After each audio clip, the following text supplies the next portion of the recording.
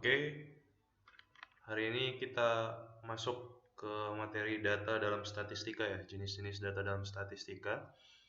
Ini akan membantu dalam menentukan jenis data apa yang digunakan dalam penelitian atau pengamatan yang akan kalian lakukan dan bagaimana melakukan pengolahannya dan seterusnya gitu ya. Oke. Yang pertama itu ada data berdasarkan sifat ya. Jenis data berdasarkan sifat. Nah, yang pertama itu ada kualitatif begitu ya. Kualitatif ini data apapun yang tidak mengandung angka gitu ya. Dari kata dasarnya kualitas gitu ya, kualitas gitu ya. Jadi data apapun yang tidak mengandung angka, misal apa data yang tidak mengandung angka, misal rasa gitu ya. Rasa kan ada misal asam, manis, dan seterusnya gitu ya. Contoh lain misalnya tidak ada angka dalam pengukuran, misal katakanlah misal sifat gitu ya. Ada yang baik, buruk, dan seterusnya gitu ya. Intinya data yang tidak mengandung angka itu dikatakan sebagai data kualitatif gitu ya. Nah, kelanjutannya dari kualitatif yaitu adalah data kuantitatif. Kuantitatif ini berasal dari kata kuantitas gitu ya. Kuantitas berarti jumlah gitu. Nah, sebaliknya kalau kualitatif tadi itu data yang tidak mengandung angka, sementara data kuantitatif adalah data yang menggunakan angka gitu ya. Misal temperatur tubuh, misalnya temperatur tubuh misal berapa, 36 derajat Celcius, 36, 37 dan seterusnya begitu ya. Jadi ada angkanya di sini ya, 36. Tinggi badan misalnya. Tinggi badan itu misal 170, 171 dan seterusnya. Ada angkanya begitu ya. Begitu. Jadi kalau kualitatif tidak ada angka, kuantitatif adalah data yang berupa angka begitu ya. Namun kalau dalam penelitian biasanya ada data kualitatif yang dikuantitatifkan gitu ya. Bagaimana caranya? Kuantitatifkan data kualitatif yang menjadi kuantitatif. Bagaimana caranya? Itu biasanya dilakukan survei. Misal ingin mengetahui bagaimana pengaruh penambahan larutan X terhadap suatu makanan misalnya. Nah, kita misal mau mengamati rasanya begitu ya. Terutama dalam tingkat keasaman atau manisan lah ya, kemanisan yang paling gampang ya. Misal buah nanas atau buah apapun itu ya, kita mau ukur manisnya. Nah, kalau berdasarkan kualitatif kan kalau rasa hanya asam, manis, pahit dan seterusnya ya. Kalau mau dikuantitatifkan, manis ini nanti kita buat survei ya. Biasanya ada dilakukan namanya uji organoleptik begitu ya. Jadi misal tingkat kemanisannya diukur. Nah, tingkat kemanisannya diukur misal dari skala 1, 2, 3, 4, 5 gitu ya. Nah, dari skala 1 sampai 5 manisnya mana? Misal 4 gitu ya. Nah, ini adalah data kualitatif yang dikuantitatifkan gitu ya. Nah, lanjut, ini tadi berdasarkan sifat, ada juga yang berdasarkan cara penyusunannya. Begitu ya. Kalau yang pertama itu ada data nominal. Data nominal ini adalah data berupa data kualitatif data nominal dan ordinal ya. Data kualitatif di mana angka hanya sebagai lambang gitu ya. Misal contohnya data nominal ini jenis kelamin gitu ya. Jenis kelamin kan hanya ada dua ya, laki-laki dan perempuan begitu. Nah, sementara data ordinal adalah data yang data yang menunjukkan suatu urutan ya. Ordinal ini kan urutan ya, urutan gitu ya, berurutan. Misal tingkat pendidikan SD, SMP, SMU, perguruan tinggi. Nah, kalau kita gambarkan grafiknya mungkin kan seperti ini ya, gitu ya. Dari SD ke perguruan tinggi gitu ya. Semakin tinggi gitu tingkat pendidikannya gitu ya. Nah, contoh jenis data lainnya yang berdasarkan cara penyusunan adalah data interval gitu ya. Kalau data interval ini adalah mirip dengan data ordinal ya, tapi bisa dijelaskan secara matematis gitu ya. Misal ukuran pakaian misal berapa?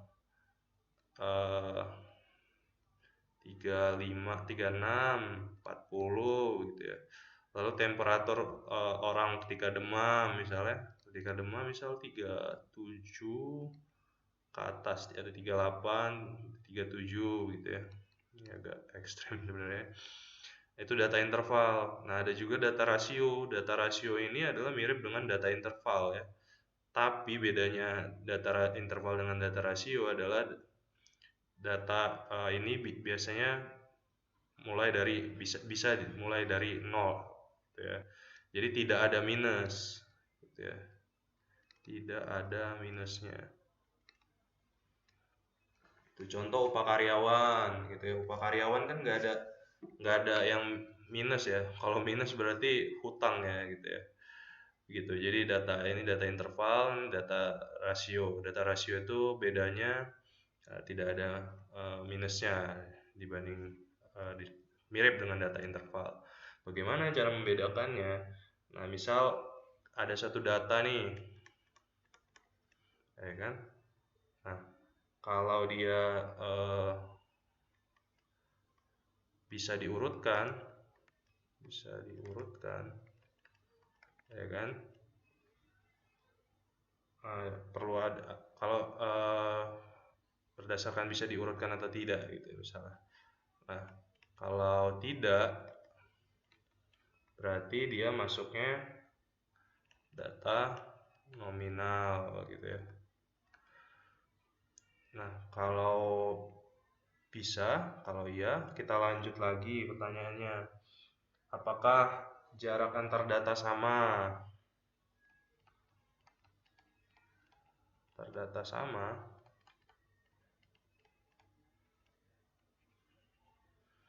Gitu ya.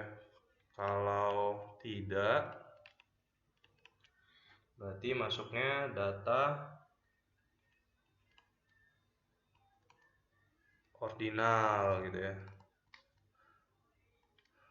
Jadi data ordinal kan data yang bisa diurutkan kan. Nah, tapi jarak antar datanya tidak sama gitu ya kalau data ordinal. Nah, kalau iya lanjut lagi misal pertanyaannya apakah terdapat nilai nol mutlak?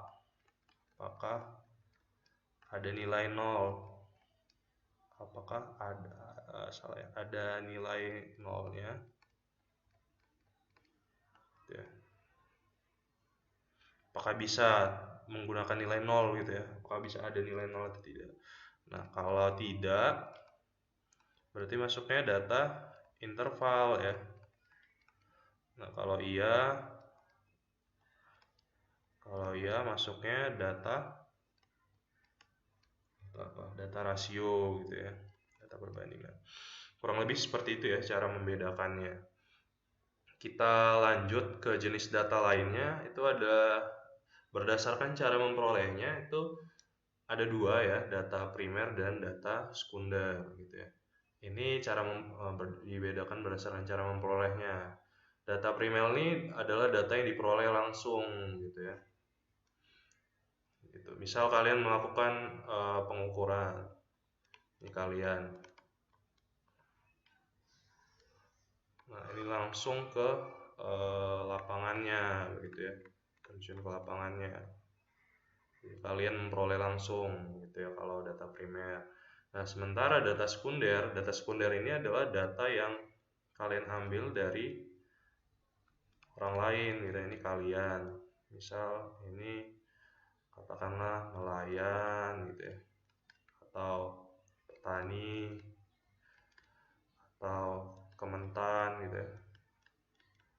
Atau BPS, Badan Pusat Statistik. Nah, mereka melakukan pengukuran langsung ke lapangan.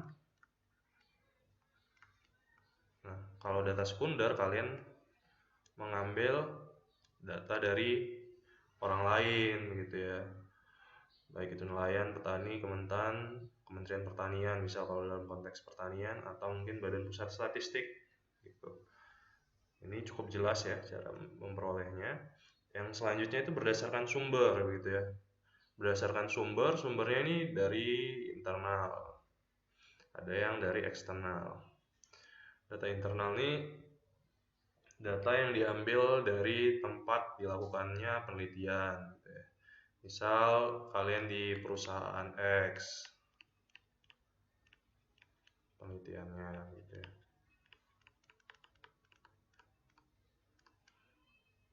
Perusahaan X gitu ya. Nah, kalau kalian ambilnya di perusahaan X atau perusahaan X, di mana perusahaan X ini adalah tempat utama penelitian, maka itu dikatakan data internal gitu ya.